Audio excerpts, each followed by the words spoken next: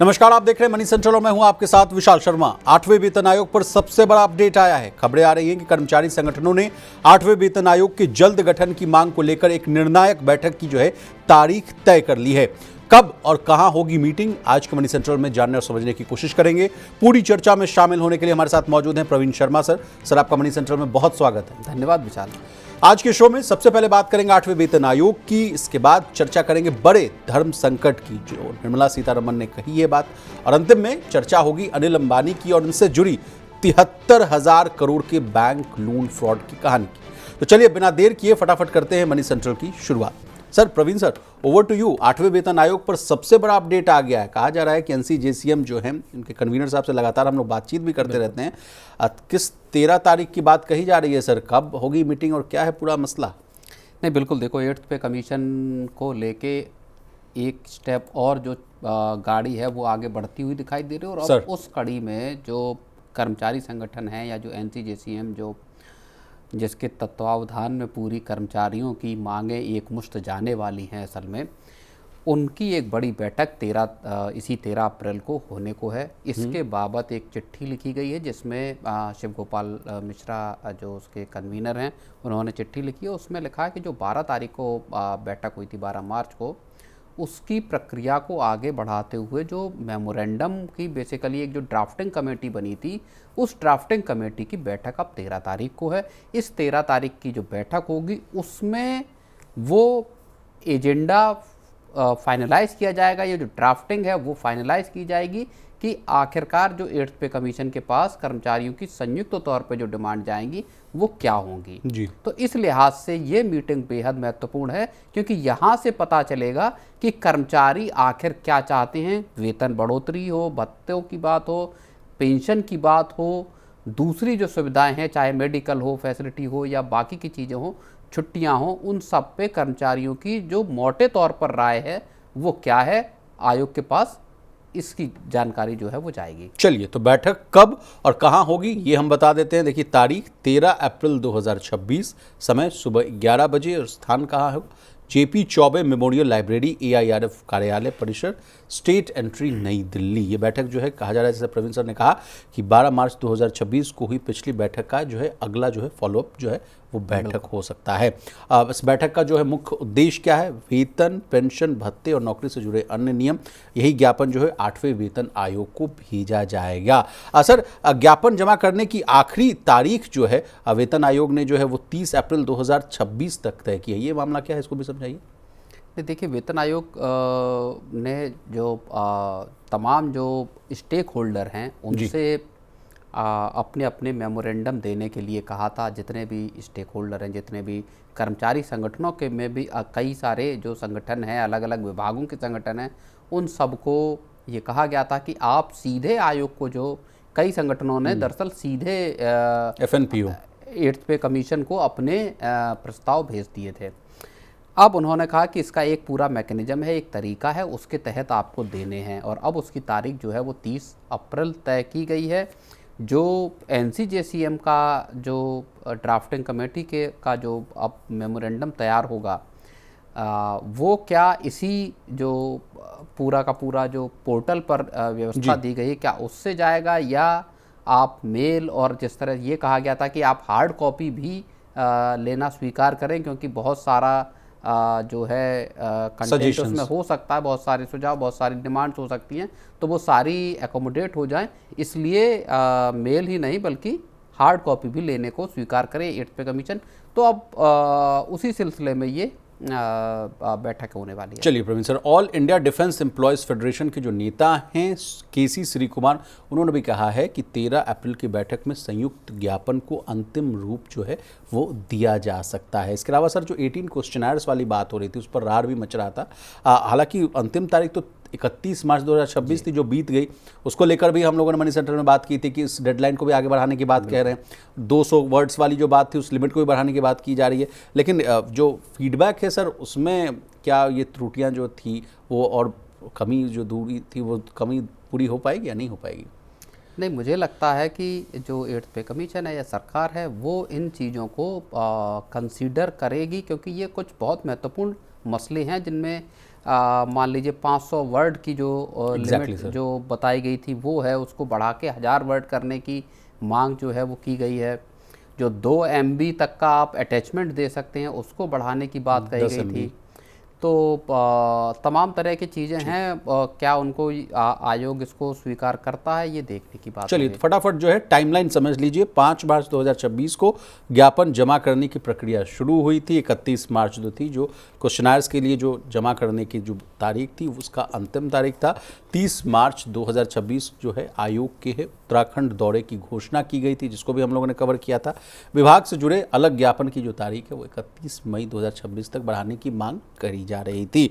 अब सर अंतिम सवाल मैं आपसे पूछना चाहूँगा कि जो फिटमेंट फैक्टर को लेकर रार छिड़ी हुई है, कर्मचारी संगठनों की मांग है कि 3.15 फिटमेंट फैक्टर हो, और एक्सपर्ट्स जितने हैं जो मैं समराइज़ कर रहा हूँ उनका कहना है कि 2.5 से ज़्यादा भी हो सकता है, 2.50 के आसपास। इस पर 1-2 कमेंट दे दीजिए सर। नहीं बिल्कुल, देखिए इससे पहले भी जब हमने बात की थी इसी मसले पे, तो ये कई मीडिया रिपोर्ट्स में इस बात को का जिक्र किया गया है कि संभवतः आयोग जो है 2.57 का फिटमेंट फैक्टर अप्रूव कर सकता है। इसकी सिफारिश सरकार को कर सकता है और सरकार उसको मंजूर कर सकती है। और इस पर हमने ये भी बात कही थी कि जो 3.25 का जो फिटमेंट फैक्टर मांग रहे हैं उसके मुकाबले ये काफ़ी कम है, क्योंकि 7th पे कमीशन में भी इतना ही फिटमेंट फैक्टर मिला था। तो और उसके हिसाब से अगर हम देख रहे हैं तो उसमें 34% का सैलरी हाइक लगभग नज़र आ रहा है। तो अब ये देखना होगा कि इन मीडिया रिपोर्ट्स के हिसाब को, इस सबको देखते हुए जो एक तो मेमोरेंडम जो जा रहा है वो कितना उसमें क्या चीज़ें निकल कर आती फिटमेंट फैक्टर को लेके क्या है। दूसरी जो 24 अप्रैल को बैठक होने वाली है जो देहरादून में 8th पे कमीशन के लोग पहुंचेंगे और वहाँ पे कर्मचारी संगठनों से बात होगी, उसमें भी देखना होगा कि वहाँ किस तरह की मांगें निकल कर आती हैं। विशाल, चलिए सर आगे बढ़ते हैं। क्या सरकार छोटी बचत करने वाले लोगों की जेब बचाए या अपनी उधारी का बोझ कम करे? देखिए यही बड़ा सवाल जो है इस समय केंद्र सरकार के सामने खड़ा है। दरअसल छोटी बचत योजनाओं की ब्याज दरों को लेकर सरकार एक मुश्किल जो है बैलेंस बनाने की कोशिश कर रही है। एक तरफ करोड़ों छोटे निवेशक और रिटायर्ड लोग हैं जो इन योजनाओं से मिलने वाले ब्याज पर ही अपना खर्च चलाते हैं, वहीं दूसरी तरफ सरकार को ही इन्हीं पैसे से उधार लेना पड़ता है, जिससे उनकी लागत बढ़ जाती है। इसी दुविधा को जो है केंद्रीय वित्त मंत्री निर्मला सीतारमण ने धर्म संकट बताया। उनका कहना है कि अगर ब्याज दरें कम की जाती हैं तो सीनियर सिटीजन्स को झटका लगेगा, लेकिन अगर दरें ऊंची रखी जाती है तो सरकार के लिए उधार लेना जो है वो महंगा हो सकता है। ऐसे में सर छोटी बचत योजनाओं की ब्याज दरों को लेकर जो है सरकार के सामने बड़ा एक पेचीदा समझिए, एक चैलेंज समझिए, वो है बड़ा एक अच्छा इंग्लिश टर्म इन्होंने निकाला, बिग धर्म संकट। क्या है बॉस, ये पूरा आसान भाषा में? वित्त मंत्री निर्मला सीतारमण ने जो है एक सवाल के जवाब में दरअसल उन्होंने ये बात कही है कि वित्त मंत्रालय में होना या वित्त मंत्री होना एक बड़ा धर्म संकट होता है, जहाँ चीज़ों को आपको बैलेंस करना है। और ख़ास तौर पर स्मॉल सेविंग्स स्कीम को लेके एक सवाल जो है वो एम गोविंद राव जो हैं, वो फॉर्मर डायरेक्टर रहे हैं आपके जो है national institute of public finance and policy के। तो उन्होंने एक सवाल पूछा था कि जो स्मॉल सेविंग स्कीम्स के इंटरेस्ट रेट को लेके, उस पर उन्होंने जवाब दिया कि सरकार के सामने एक बहुत बड़ा धर्म संकट है कि एक तरफ लाखों करोड़ों लोग हैं जो स्मॉल सेविंग स्कीम्स में इस वजह से पैसा डालते हैं कि वहाँ पे उनको एक ठीक ठाक एश्योर्ड रिटर्न मिलता है, क्योंकि सरकार की गारंटी वहाँ पे है। दूसरी तरफ सरकार की मुश्किल ये है कि सरकार को इसी पैसे को दरअसल लोन पे लेना पड़ता है और इस पर ब्याज चुकाना पड़ता है। ऐसे में सरकार एक तरह से यहाँ पे लॉस में आती है, क्योंकि अब पूरा अगर आप देखेंगे ब्याज दरों का साइकिल देखेंगे बाकी चीज़ों को, तो जो घटते साइकिल में सरकार को दरअसल ज़्यादा पैसा यहाँ पे चुकाना पड़ रहा है। तो क्या वो पैसा सरकार को अपनी किटी से, अपनी जेब से इस यहाँ पे देना पड़ता है? इसका एक धर्म संकट उन्होंने जो है उसका जिक्र किया विशाल। लेकिन जहाँ तक मुझे याद है सर, स्मॉल सेविंग स्कीम्स में इस बार सरकार ने जो कोई भी रेट कटौती नहीं की है। तमाम जिस तरह के जो जियोपॉलिटिकल टेंशन्स हो, इकोनॉमी को लेकर जो थोड़े सवाल उठते हुए नजर आ रहे हैं, और जिस तरह से अभी के करंट सिनेरियोज हैं, उसके बावजूद सरकार ने जो है ब्याज दर जो है छोटी बचत की जो ब्याज दर है उनमें किसी भी तरह का बदलाव नहीं किया है। तो लगातार 8वां क्वार्टर या 8वीं तिमाही थी जब सरकार ने जो स्मॉल सेविंग स्कीम्स हैं उनकी ब्याज दरों को जो है वो स्थिर रखा है, और 30 मार्च को ही इसका विशाल फैसला किया गया था कि ब्याज दरें जो छोटी बचत योजनाएं हैं वहाँ पे किसी तरह का उनमें बदलाव नहीं होगा। चलिए, अब छोटी बचत योजनाएं क्या होती हैं, एक एडिशनल जानकारी ले लीजिए। देखिए, पीपीएफ जिसको पब्लिक प्रोविडेंट फंड के नाम से जाना जाता है, नेशनल सेविंग सर्टिफिकेट एनएससी को, पोस्ट ऑफिस की अन्य जो सेविंग स्कीम है, इनको जो है छोटी बचत योजना जो है उसको कहा जाता है। अब ब्याज दर जो है वो कैसे तय होती है ये भी जान लीजिए। एक कमेटी जिसकी अध्यक्षता जो है पूर्व RBI deputy governor Shyamala Gopinathan जो है वो करते हैं। उन्होंने ये सुझाव दिया था कि छोटी बचत योजनाओं की ब्याज दरें क्या होंगी, सरकारी बॉन्ड्स की जो है औसत जो है यील्ड उससे जुड़ी होनी चाहिए और हर 3 महीने यानी क्वार्टर में जो है इसे अपडेट किया जाना चाहिए। अब सरकार जैसा कि कह रहे हैं सर कि 30 मार्च को शायद ये फैसला लेना जो सरकारी बॉन्ड हैं, सरकारी जो गवर्नमेंट सिक्योरिटीज़ हैं, उनके 4 महीने के पीरियड में 3 महीने के जो शुरुआती 3 महीने हैं वहाँ पे जो सरकारी सिक्योरिटीज़ की यील्ड है उससे इसको दरअसल लिंक किया गया था और उसके आधार पर यहाँ पे आगे की जो है ब्याज दरें दी जाती हैं। तो जैसे 30 मार्च को जो रेट फिक्स किया गया ये 1 अप्रैल से लेके अगली 1 तिमाही तक के लिए विशाल लागू रहेंगे।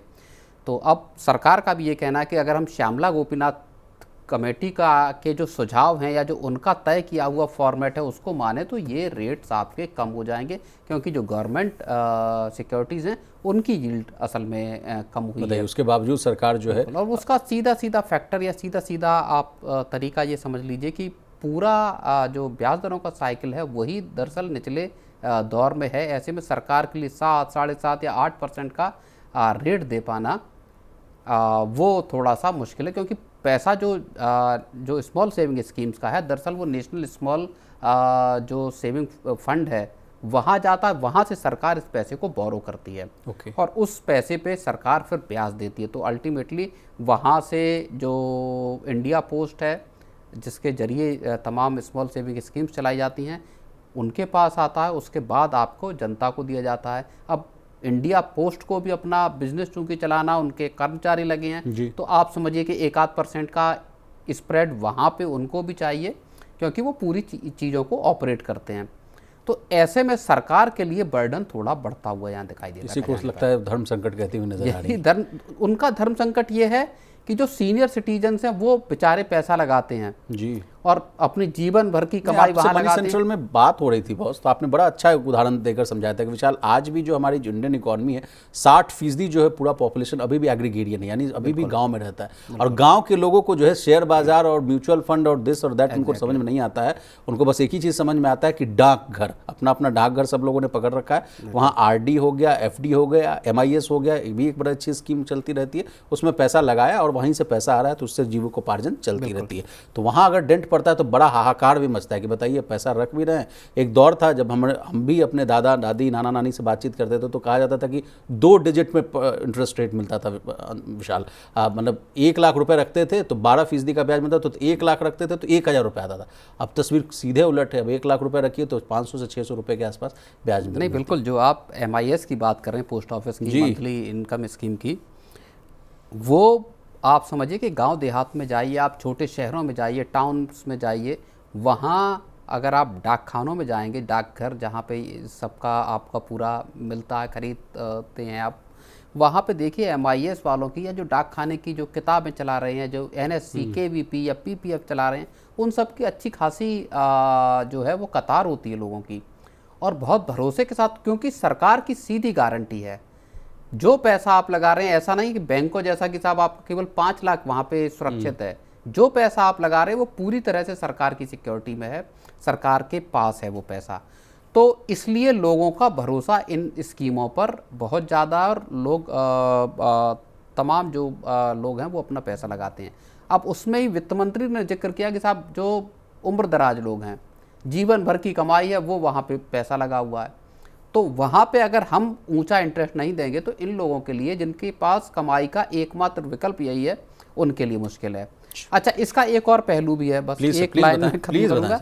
सरकार के लिए भी दरअसल स्मॉल सेविंग स्कीम्स बेहद जरूरी हैं, क्योंकि लंबे वक्त के लिए सरकार को पैसा सीधे तौर पर इन्हीं स्कीमों से मिलता है। ऐसे में सरकार चाहती है कि लोग, और वित्त मंत्री ने यह बात भी कही कि लोगों के पास ऑप्शंस आए तो वो दूसरे प्लेटफॉर्म्स पर भी जा रहे हैं, म्यूचुअल फंड हो गए या तमाम तरीके की दूसरी चीज़ें जी। तो ऐसे में सरकार के लिए छोटी बचत योजनाओं के जरिए पैसा मोबिलाइज करना बेहद महत्वपूर्ण है। उसको बढ़ाए रखना, उसको ऊपर लेकर जाना, वो सरकार के लिए ज़रूरी है, क्योंकि सरकार बाहर से कहीं से पैसा लेगी, हो सकता है वो इससे महंगा मिले। तो सरकार के लिए ज़रूरी है कि यहाँ से अच्छा खासा लॉन्ग टर्म का कैपिटल सरकार को हमेशा से मिलता रहा। आपने बहुत अच्छी बात कही सर कि वित्त मंत्री ने कहा कि आजकल लोग जो है अपनी बचत को स्टॉक मार्केट और दूसरे निवेश के प्लेटफॉर्म्स उसमें भी डाल रहे हैं, तो जो पारंपरिक जो बचत योजनाओं में जो पैसा आने का जो पैटर्न है वो भी बदलता हुआ दिख रहा है। और बैंक से भी जोड़िए इस चीज को। बिल्कुल, अब अकेले बैंक परेशान नहीं है, सरकार भी परेशान है, सरकार भी परेशान है और बैंक भी परेशान है कि यार बैंक सोच रहे हैं कैसे डिपॉजिट लाएं, सरकार सोच रही है कि स्मॉल सेविंग स्कीम्स में पैसा कहां से आए। चलिए, अब सर ब्याज दरों की बात हो रही है सर, तो कल बड़ा अहम दिन है सर। सुबह 10 बजे जो है एमपीसी की बैठक का जो आउटकम है, जो फैसला है वो आएगा। क्या उम्मीद लग रही है सर, जिस तरह से अभी जियोपॉलिटिकल टेंशन्स हो रहा है? पीछे आपको ले जा रहा हूँ, यूएस फेड के जो लास्ट जो है फेड मीटिंग के जो आउटकम्स आए थे उसको भी जोड़िए करीब में।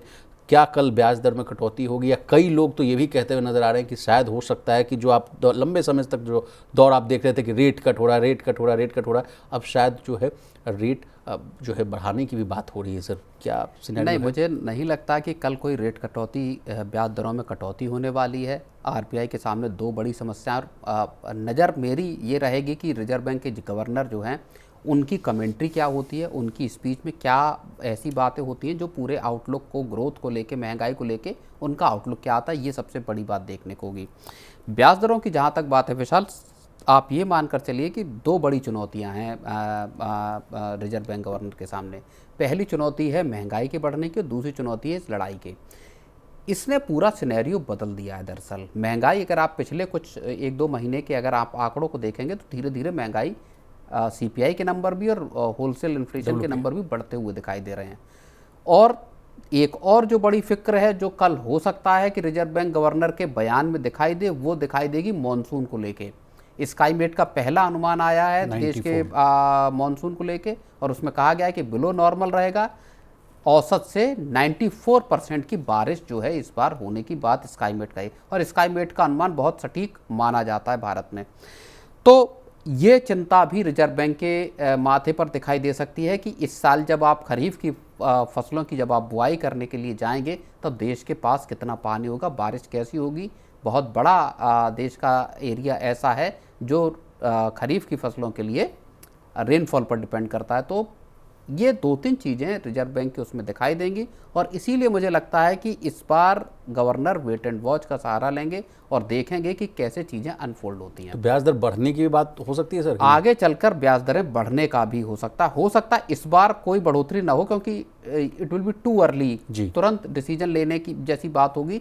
मुझे लगता है कि इतनी जल्दी नहीं, लेकिन हो सकता है अगर इन्फ्लेशन परसिस्ट करती है, ऊंचे लेवल्स पर जाती है। अभी हालांकि जो 2 से 6% का जो लेवल है उसके भीतर है, लेकिन अगर इन्फ्लेशन बढ़ती है तो आरबीआई को अपना रेट का साइकिल पलटना पड़ सकता है विचार। चलिए, आपने बहुत अच्छी बातें कर दी, एल नीनो वाली भी बात बता दी, स्काईमेट का अनुमान को भी बता दिया सर। लेकिन सर वॉर पर आपसे अपडेट लेना चाहेंगे सर। जिस तरह से मुझे 3 इवेंट याद आ रहे हैं। तो तड़के सुबह 6:30 बजे के आसपास के हम लोगों ने वेट एंड वॉच वाली पॉलिसी रखी थी। एक बार जो है रात को सीधे ही 11:30 बजे जो कल हम लोगों ने सुना। आज कहा जा रहा है कि सुबह 5:30 बजे के आसपास, अगर मैं गलत हूँ तो मुझे करेक्ट कीजिएगा, 5:30 बजे के आसपास ट्रम्प साहब का कुछ संबोधन हो सकता है, या उनका जो डेडलाइन है वो उसकी डेडलाइन ट्रम्प साहब की खत्म होगी। और उससे पहले अभी बिल्कुल जो ताज़ा तरीन खबर है वो ये है कि जो खर्ग आइलैंड है ईरान का, उस पर अमेरिका ने मिलिट्री स्ट्राइक की हैं। जितने वहाँ पे सिक्योरिटी से जुड़े हुए जो इस्टेब्लिशमेंट हैं खर्ग आइलैंड पर, वहाँ पर अटैक किया गया है, वहाँ निशाना बनाया गया है। और मुझे लगता है कि इस डेडलाइन को लेके, चूँकि ईरान लगातार एडमेंट दिखाई दे रहा है, ईरान झुकने को राजी नहीं दिख रहा है, और जो शर्तें हैं क्या अमेरिका मानेगा? राष्ट्रपति ट्रंप, जो अमेरिकी राष्ट्रपति ट्रंप हैं, वो लगातार कह रहे हैं कि हम ऐसी तबाही लाएंगे जो ईरान को स्टोन एज में ले जाएगा। तो अगर अगले कुछ घंटों में चीज़ें नहीं सॉल्व हुई तो आप समझिए कि एक मेजर एस्केलेशन यहाँ पर हमको दिखाई दे सकता है। अगर इज़राइल और अमेरिका मिलकर पावर प्लांट्स पे अटैक करते हैं तो ईरान इसका रिटेलिएट करेगा, और फिर जो कतर है, यूएई है, सऊदी अरब है, बहरीन है, ओमान है, इन तमाम जगहों पर ईरान का भी साफ कहना है कि अगर आप हमारे पावर प्लांट्स को अंधेरे में डालेंगे या उन पे हमला करेंगे तो हम ऐसा ही रिटेलिएशन पूरे इस रीजन में करेंगे, पूरे रीजन को अंधेरे में डाल देंगे। तो ये खतरनाक स्थिति पैदा यहाँ से हो सकती है। अब जो पाकिस्तान में ईरान के राजदूत हैं उन्होंने कहा है कि पाकिस्तान की जो पहल है पूरी वो उसके चलते अमेरिका और ईरान के जो लोग हैं, जिनकी जो इंटरलोक्यूटर हैं या जो बातचीत कर रहे हैं, उनके बीच में कुछ रास्ते बनते हुए दिखाई दे रहे हैं। बहुत एडवांस स्टेज में बातचीत पहुंच गई है। तो क्या पीस टॉक सफल होंगी? क्या ईरान तैयार होगा? क्या सीज़ फायर होगा? या जो ईरान कह रहा है कि नहीं मुझे सीज़ फायर नहीं चाहिए, मुझे कंप्लीट जो है वो वॉर का एंड चाहिए, तो वो क्या उस चीज़ पे सहमति होगी? बहुत सारे सवाल हैं, बहुत सारी चीज़ें अगले, बहुत सिचुएशन बहुत डायनामिक है। तो अगले कुछ घंटों में बहुत सारी चीज़ें पलटती हुई दिखाई दे सकती हैं। विशाल, चलिए सर आगे बढ़ते हैं। देश के बड़े कारोबारी घरानों में गिने जाने वाले अनिल अंबानी एक बार फिर जो है जांच एजेंसियों के रडार पर है। इस बार मामला छोटा नहीं बल्कि करीब 73,000 करोड़ के बैंक लोन फ्रॉड से जुड़ा हुआ बताया जा रहा है। दरअसल सेंट्रल ब्यूरो ऑफ इन्वेस्टिगेशन यानी सीबीआई ने सुप्रीम कोर्ट ऑफ इंडिया को दी गई अपनी स्टेटस रिपोर्ट में बताया है कि वो रिलायंस अनिल अंबानी ग्रुप से जुड़े 7 मामलों की जांच कर रही है। इन मामलों में ये भी जांच की जा रही है कि क्या बैंकों और फाइनेंशियल इंस्टीट्यूशंस ने कुछ अधिकारियों की मिली भगत से कंपनियों को जो है भारी भरकम लोन दिए गए और बाद में उनमें अनियमितता जो है, इरेगुलरिटीज जिसको आप समझते हैं वो हुई। वहीं दूसरी ओर इन्फोर्समेंट डायरेक्टोरेट भी इन मामलों की मनी ट्रेल और संभावित जो गड़बड़ियां हैं उनकी पड़ताल कर रही है। सुप्रीम कोर्ट ने भी इस पूरे मामले को गंभीर मानते हुए जांच एजेंसियों को निष्पक्ष और समयबद्ध तरीके से जो है जांच पूरी करने का निर्देश दिया है। चूँकि मामला जो है बड़े कॉर्पोरेट घराने से है और कई सरकार प्रवीण सर का जो लंबा अनुभव रहा है कॉर्पोरेट गवर्नेंस को देखने का, सर आपसे बात भी हो रही थी ऑफ द रिकॉर्ड, आप कह रहे थे कि विशाल एक दौर हम लोगों ने वो भी देखा जब अनिल अंबानी साहब की बड़ी जो है ओवर एक्सपेंसेस जो वो करते रहते थे, हमसे जो चर्चा करते थे। भारत के सबसे अमीर लोगों में बनने की तरफ थे अनिल अंबानी। मुकेश अंबानी से ज़्यादा बड़ा कारोबार अनिल अंबानी का था। वैल्यू के हिसाब से अगर आप देखेंगे तो मुकेश अंबानी से ज़्यादा बड़े कारोबारी अनिल अंबानी को उस वक्त माना जाता था। 2008 के आसपास की मैं बात बता रहा हूँ, जब डीमर्जर हुआ था दोनों कंपनियों का, एक तरह से अनिल अंबानी और मुकेश अंबानी के बीच में जब बंटवारा हुआ था उनकी मां कोकिलाबेन अंबानी की मध्यस्थता के जरिए, जब उन्होंने बीच बचाव किया था और अलग किया था, तो अनिल अंबानी के पास तब ये माना जाता था कि ज़्यादा ल्यूक्रेटिव या ज़्यादा मुनाफे वाली कंपनियां, ज़्यादा डिजिटल कंपनियां उनके पास थी। रिलायंस कम्युनिकेशन उनके पास थी जी, आर पावर उनके पास थी। तो पूरा का पूरा जो आपका जो फाइनेंशियल वाला जो पूरा बिजनेस है वो उनके पास था। न्यू एज के, सर बिल्कुल, जो न्यू एज के बिजनेसेस हैं वो उनको माना जाए। लेकिन बाद में जिस तरह का से कंपनियों को चलाया गया, जिस तरह से मिसमैनेजमेंट दिखाया गया, ओवर एक्सपेंशन हुआ, उसकी वजह से आज स्थितियाँ ये हैं कि 73,000 करोड़ रुपए की आप कहें कि एक तरह से बैंकों के कर्जे, एनपीएस, और जिसमें अब फ्रॉड के एंगल भी बार बार आते हैं। सुप्रीम कोर्ट का बड़ा ऑब्जर्वेशन है कि इस पूरे मामले की थॉरो इंक्वायरी हो, थॉरो जांच हो। सारी एजेंसियां, सीबीआई, ईडी जैसी एजेंसियां लगी हुई हैं जो जांच कर रही हैं। तो ये बड़ा ऑब्जर्वेशन सुप्रीम कोर्ट का विशाल यहाँ पे आया, जिसमें आईबीसी जो इंसॉल्वेंसी एंड बैंक्रप्सी कोड है उसका भी किस तरह से उसमें कंपनियां उसमें किस तरह से चालाकी करती हैं उसकी भी बातें निकल कर सामने आ रही विशाल। जी सर, एनफोर्समेंट डायरेक्टोरेट ने जो है अदालत को बताया कि सर जांच के दौरान कुछ दस्तावेज मिले हैं जिनमें प्रोजेक्ट हेल्प नाम का जो है जिक्र किया गया है। ईडी के मुताबिक जो है शक ये है इस बात की कि कुछ कंपनियों को जानबूझकर दिवालिया यानी आईबीसी प्रक्रिया जो आप बता रहे हैं की तरफ ढकेला गया। इसके लिए कुछ अलग अलग एनबीएफसीज के जरिए फंडिंग की व्यवस्था की गई। तो ऐसा भी मामला, एक और बड़ा संदिग्ध मामला है सर। ईडी की रिपोर्ट के अनुसार करीब 2983 करोड़ का दावा किया गया था, लेकिन इसे सिर्फ जो है 26 करोड़ में ही सेटल कर दिया। ये देखिए आईबीसी का जो मामला है विशाल, ये बड़ा रोचक है और समझने वाला है कि किस तरह से अपनी ही कंपनियों को दिवालिया करके और उस पर फिर से वापस बैकडोर से उन्हीं कंपनियों पे कंट्रोल किया जाता है। ऐसे समझ लीजिए कि मान लीजिए आप किसी कंपनी, आपकी कोई कंपनी है, उस पर 1000 करोड़ का कर्ज है, ठीक है। अब आपने उस कंपनी को दिवालिया कर दिया डेलिबरेटली, जानबूझ के। कर्ज ऊंचा है, आपने उसको दिवालिया कर दिया, बाद में उसके लिए बिडिंग लगी तो बोलियां आपने उस कंपनी पे कर्ज ऊंचा दिखाया, उसकी असेट्स को जो है और कैश को जो है वो चुपचाप बिल्कुल प्रीप्लान्ड तरीके से पहले ही दूसरी कंपनियों में ट्रांसफ़र कर दिया। अब आईबीसी में जब कंपनी जाती है, इंसॉल्वेंसी के लिए जाती है, तो बैंक और आईबीसी या जो उसके साथ आरपी जब एसोसिएट होता है, जो रेजुलेशन प्रोफेशनल है, वो कहते हैं कि साहब आप इसको अब बेचने की प्रक्रिया शुरू कीजिए। तो उसके लिए बिडिंग लगती है, बोलियां लगती हैं, तो जो बोली लगाएंगे वो ये देखते हैं कि कंपनी में है क्या। तब उनको समझ में आता है धंधे को जानबूझ के उसके को ख़त्म कर दिया जाता है। तो उनको लगता है कि यार ना तो इसका पास बिजनेस है, ना इनके पास कोई असेट है, और कर्जा लंबा चौड़ा है। तो इस तरह से बिडर्स को दरअसल डिस्करेज किया जाता है। और दूसरी प्रॉक्सी कंपनियां क्रिएट की जाती हैं, शेल कंपनियां क्रिएट की जाती हैं, या इनडायरेक्टली ऐसी कंपनियां जिनमें आपका ही आदमी हो, आप ही उसके ओनर हैं दरअसल, और उसके जरिए फिर नॉमिनल पैसे लगाकर उस कंपनी के लिए बोली लगाई जाती है। तो फिर से आप मालिक बन गए। बिल्कुल, और फाइनली आप उस कंपनी के मालिक बन गए। और हुआ क्या, आपके ऊपर 1000 करोड़ का कर्ज था, 1000 करोड़ का कर्ज निपट गया, आपको कंपनी आपकी 100 करोड़ में मिल गई।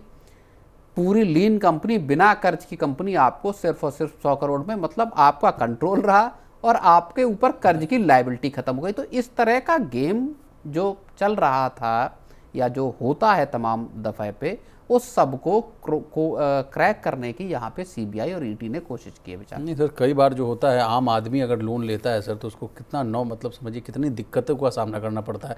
3 महीने अगर मान लीजिए वो ना चुकाए, उसके बाद देखिए उसको फजीहत, उसको गाली गलौज, और कई लोग जो आते हैं घर पर आके धमकी देना हो, निकाल बाहर करना हो, कई प्रक्रिया होती हैं। लेकिन यहाँ आपने कितने अच्छे तरीके से समझाया कि 1000 करोड़ का कर्जा ले लीजिए। वही बात जो आ रही है कि जो आपका 2883 करोड़ 2983 करोड़ का कर्ज था, उसको 26 करोड़ रुपए में कंपनी को टेक ओवर हो गया। मतलब सीधे 10% पे 29। तो इसमें बैंकों को असल में 90% तक का हेयर कट लेना पड़ता है। 100 रुपए दिए थे, 90 रुपए गायब हो गए, 10 रुपए आप में। नहीं तो एक आपसे मनी सेंटर में इस बात पर भी चर्चा हुई थी सर कि एक दौर ऐसा भी था विशाल, जब लोगों को जो है फोन कर जो है बैंक मैनेजर के द्वारा जो है दबाव बनाकर प्रेशर दे देकर लोन दिया गया। उसको जो वर्तमान सरकार है वो बार बार, मतलब पार्टी है, वो बार बार इस बात को कहते हैं कि एक वो दौर था कि जब किसी को भी फ़ोन करके कह दिया जाता था कि इनको 500 करोड़ का लोन दे दीजिए, और बैंकों को देना पड़ता, और उसकी वजह से ही बैंक लंबे चौड़े, आप देखिए एनपीएस के ढेर पर खड़े हो गए थे, बैंकों की पूंजी खत्म हो गई थी, सरकार को बार बार उनमें कैपिटल इन्फ्यूजन करना पड़ता था। तो आज के दौर सीधे उलट है। आज तो बैंक सबसे लोएस्ट एनपीए फिर सरकार ने सख्ती की, बैंकों के लोन बांटने के तौर तरीके सब पे लगाम लगाई।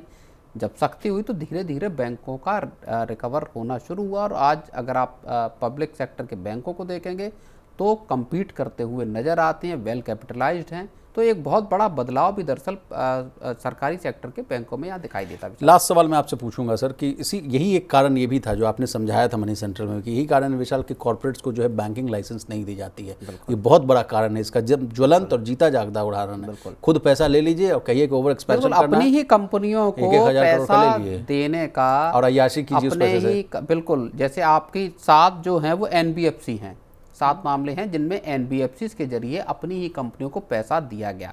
तो पैसे की राउंड ट्रिपिंग का इस्तेमाल है, पैसे का फंड डाइवर्जन का इस्तेमाल है, कि एनबीएफसी ने बैंक से लोन लिया, उस एनबीएफसी के पास जब पैसा है, उस पैसे से उस एनबीएफसी ने आपकी कंपनी में पैसा लगा दिया, उस पैसे से आपने अपनी ही कंपनी को औने पौने दाम में खरीद लिया, जो आईबीसी में पड़ी हुई है या जो इंसॉल्वेंसी का शिकार है। तो ये सब कॉरपोरेट्स कई बार अक्सर कर बहुत सारी इस तरह की ट्रिक्स का इस्तेमाल करते हैं, ताकि ऊंचे कर्ज हैं उनसे निकल सकें, या फंड डाइवर्जन कैसे किया जाए। चलिए, इस मामले की अगली सुनवाई जो है उस पर ध्यान रखेंगे सर। 30 अप्रैल को होगी, अब देखना होगा कि वहाँ क्या आउटकम आता हुआ दिखता है। लेकिन कुल मिला के अनिल अंबानी की मुश्किलें जो है विशाल, अभी घर छिना था, जो हम लोगों ने स्टोरी की थी, उतने 17 माले का इतना अच्छा घर था, उसको ले लिया गया था। वो उनके ऊपर जो मुश्किलें हैं वो खत्म होती, बीच में लगा था कि बिजनेस उनके पटरी पे आ रहे हैं, खासतौर बेटे उनके अनमोल आ रहे थे, शायद वो भी खबर आ रही थी, रिलायंस इंफ्रा और रिलायंस पावर का। लेकिन अब पूरी चीज़ें फिर से बार बार ईडी का संबंध, बार बार बुलावा, और फिर तमाम तरह के जो सीज होना एसेट्स का। तो ये तमाम ऐसी मुश्किलें हैं जहाँ पे वो किस तरह से सबसे ओवरकम करेंगे, ये बहुत देखने वाली बात होगी। चलिए सर, प्रवीण सर, आज के मनी सेंटर बस इतना ही। आपका बहुत शुक्रिया, आपने कीमती समय निकाला, तमाम विषय को बहुत ही आसान भाषा में विस्तार से समझाने की कोशिश की। तो इसी तरह देश, दुनिया और बिजनेस जगत से जुड़ी तमाम ताज़ा तरीन खबरों के लिए बने रहिए हमारे साथ और देखते रहिए मनी9।